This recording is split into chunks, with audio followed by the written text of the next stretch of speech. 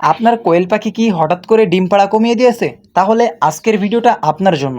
আমাদের ভিডিওতে আমরা এমন ৭টি কারণ উল্লেখ করব, যদি আপনি এগুলো মেনে চলেন তাহলে কখনো আপনার পাখিতে ডিমের ঘাটতি দেখা দেবে না।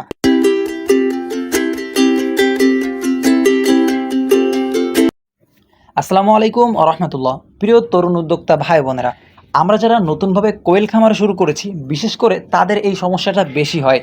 হঠাৎ করে আমাদের কোয়েল পাখির ডিমের পার্সেন্টেজ কমে যায় বা বন্ধ করে দেই।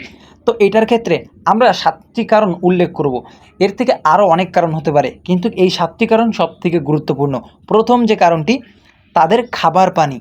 আমরা তাদেরকে নিয়মিত ৩ বার খাবার পানি ব্যবহার করব এবং খাবার ম্যানেজমেন্ট যদি আপনি সঠিকভাবে করতে না পারেন তাহলে কিন্তু ডিমের পার্সেন্টেজ কমে যাবে।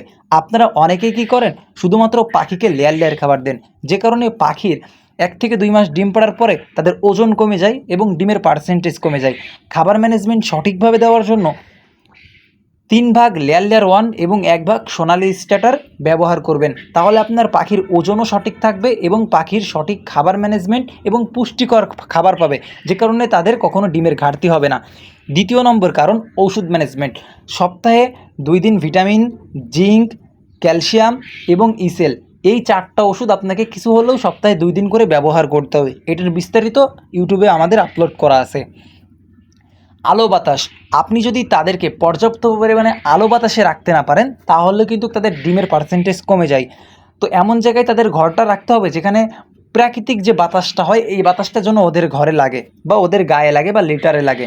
এবং আলো, আপনারা অনেকে কী করেন, রাত্রবেলা লাইট অফ করে দেন, যে কারণে ওরা রাত্রেবেলা খাবার খাইতে পারে না। আমরা কি করি, সারা রাত লাইটটা জ্বালিয়ে রাখি। তাদের যতটুকু খাবার দরকার খাবার খাবে এবং যাদের বিশ্রাম বা ঘুমের প্রয়োজন তারা ওই আলোর ভিতরেই ঘুমিয়ে যায়।